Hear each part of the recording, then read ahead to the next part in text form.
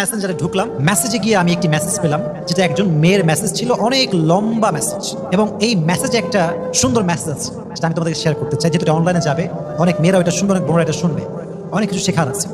একজন মেয়ে মেসেজ দিয়েছে যে, হুজুর, আমার বাবা অনেক বড়লোক মানুষ, অনেক রিচেস্ট, তো আমি অনেক বড়লোক পরিবারের একজন মেয়ে। আমার ফার্স্ট বিয়েটা হয় বাবা মায়ের ইচ্ছা। আব্বা আম্মা একজন ছেলে দেখে আমাকে বিয়ে দেয়। ছেলেটা অনেক ভালো, সেই হিসেবে আমাকে বিয়ে দেওয়া হয়েছে, এবং আমি জানি যে he is a good person, তাকে বিয়ে করতে হবে আমার, আমি বিয়ে করেছি। কিন্তু হুজুর, আমি আপনাকে কি বলবো, সে মেসেজগুলো এভাবে লিখেছে। বিয়ের পর দেখলাম যে তার character is totally has changed, পরিবর্তন হয়ে গিয়েছে, তার কথাবার্তা আগের মতো নেই, তার অ্যাটিটিউড চেঞ্জ।